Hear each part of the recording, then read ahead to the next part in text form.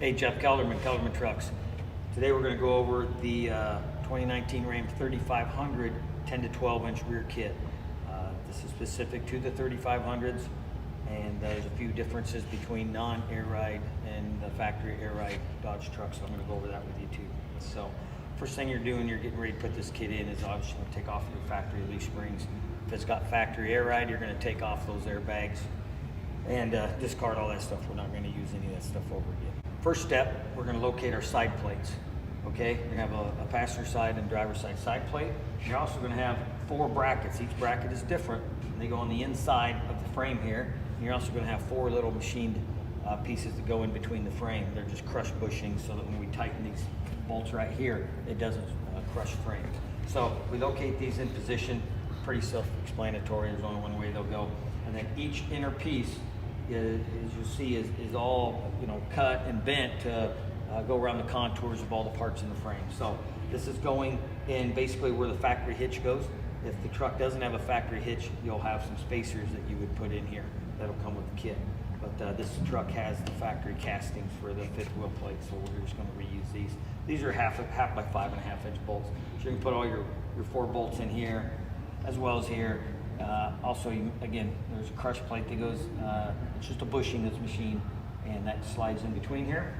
And basically, go ahead on the side plates and snug these up. You don't have to torque them yet, but go ahead and snug all your bolts up on each side. Now we got our side plates bolted on. Next thing you're gonna do is we're gonna work on the lower airbag mounts.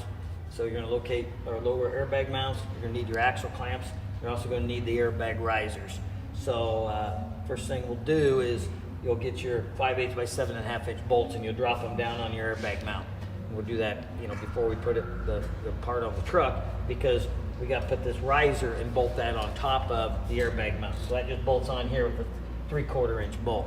So the other thing you're going to have to do on trucks that have air ride, which this one did, factory air ride, you can tell that it's got this flat plate. You have to drop this bag mount on top of it. Probably better do that before you actually do this assembly, so you can drill a hole here, because we got to come right through that flat plate. Now the trucks that are non-air ride, you won't have, that plate's not there, so you don't have to drill that hole. So what we're doing is we're dropping our airbag mounts on top of the axle. You're just locating the pin here in the axle perch. We've got some U-bolts. We have 4 U-bolts that's going to fasten this assembly on. We also have our axle clamps. Axle clamps are also the shock mounts, and you'll see these are offset. Well, the piece that bends out, we're going towards the tire, so don't mix them up, or else your shock will be crooked. You run at an angle. So this goes out towards the tire. So what we're going to do is just snug these up for now. Actually, you don't even have to snug them. Just get the nuts started. Then what we're going to do is we're going to find our lower PANHARD bar, which is mount, which is our cross member here. Drop that down from the top. We have 4 carriage bolts that go on, 2 on each side, and then our U-bolts come up also. So you'll put your U-bolts up here, you have set here. So there's 4 U-bolts total. We'll put all this together, get all the bolts started before you tighten anything, because start tightening stuff, I guarantee you this stuff's not going to line up. So get everything loose, get all our U-bolts in there, carriage bolts, our 5/8 by 7.5 bolts, and get everything just started. Once everything's fastened in, then you can go ahead and torque, start tightening all these things. We do these 5/8 U-bolts about 85 foot-pounds. You can go 100, 125 on the carriage bolts. These guys will go about $1.75 on the 5/8 bolts. So get everything tight, and then we'll go on to the next step. All right, so now we got our bottom brackets, everything in place. Next step we're going to do is we're going to locate our airbags. We're going to locate our upper cross member. We're going to locate the upper PANHARD bar bracket. That bolts right to the bottom of the cross member. And then we got a couple of pieces that mount inside of here. So what we're going to do is you're going to first put your PANHARD bar bracket on the bottom of the cross member. Take you a couple minutes outside here. If you go trying to put this in on the frame, then it's going to take you 3 to 4 times as long. So once you got your PANHARD bar bracket on your cross member, grab your airbags, and you're going to drop your airbags on the risers. Okay? Then you're going to have to grab Buddy here, because this thing's kind of awkward to handle. You're going to slide your cross member and slide it right on top of the airbag. So that puts it pretty much in location. Once you've got your upper PANHARD bar, mount, cross member in place, you'll jack up the frame, or you can throw a little air to the bag if you want. But you're going to get this up in position, and there's two 3/8 bolts that are going to on each side that are bolt to the side of the frame, so you can start those. The other thing is you'll look on the inside. There's a couple bolts there, real long bolts. I'm guessing they're probably 14 millimeter, about 2-inch long bolts. You'll use those factory bolts. They held the bump stops on non-AIRBAG trucks, and on AIRBAG trucks, I'm pretty sure they held on the upper mount that holds the airbag. So you'll use those to also locate this.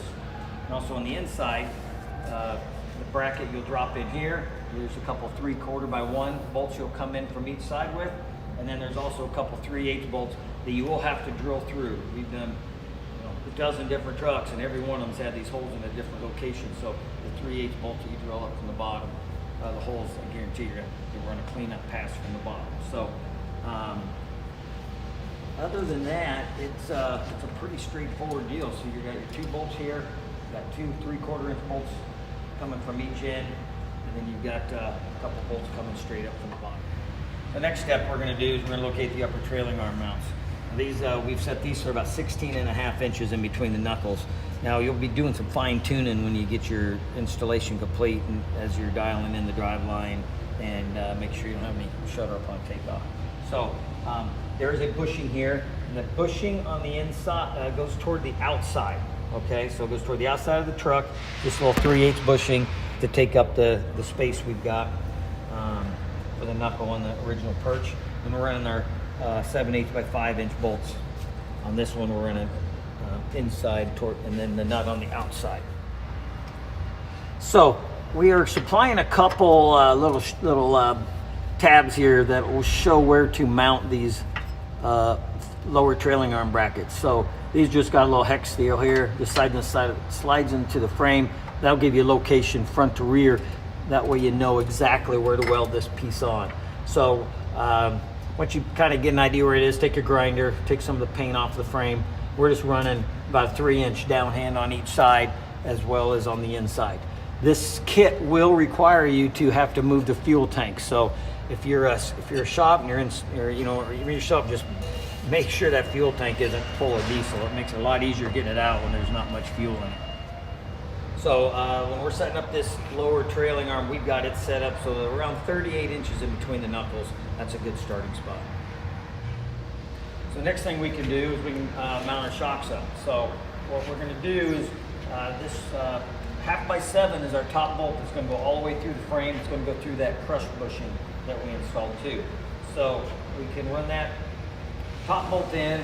We've got the cord running toward the back, and then running our reservoir. We've actually got a couple 1/4-inch bolts. They're Allen heads that are designed that will bolt right into here. This will be tapped right inside. We like to have our, we try to set these up so that the logos are pretty much parallel, facing out, straight up and down. Just using a 1/2x3 bolt on the bottom. The next thing we're going to do is we need to locate our sway bar end links, and our stack of shims here. So what we're doing is just going in the bottom of the original shock hanger, in the bottom of the axle. We run in 2 1/2-inch shims and a 1/4-inch shim. So we're about 1.25 inch stack there. We're putting our sway bar in. That's obviously facing out. And then when we run our end links, we're running them on the inside of the sway bar. And then what we do is this big, it'll come with this thick washer. We run this thick washer against the poly side of the end link. So pretty straightforward. You slide your top end link in here. This is a longer bolt also. I think that's another 7-incher that goes all the way through the whole setup. And then got our 1/2x3 on the bottom. So we use the Airlift 3H management kit with all of our lift kits. So it comes already assembled in a box. We've got our compressors in there, our ECU. We've got our dryer that keeps contamination out of the system, which is real key to keeping your management system lasting a long time. Then we got 2 3-gallon tanks we mount under here.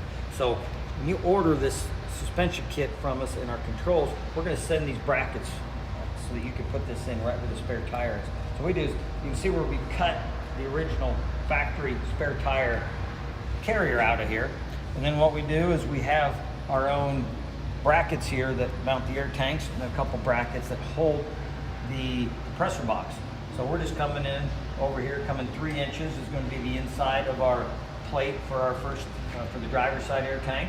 When we come over, 12 inches is where we mount our driver's side bracket to hold the box. You come over 22.5 inches, we've got our passenger side mount. And then you come over 27.25, and we mount the passenger side air tank bracket. Now you can see this kind of comes up a little bit, so we have to bend this little bracket up. It's not very thick, so it's easy to bend. So we put a stitch weld there, same thing coming across the front side.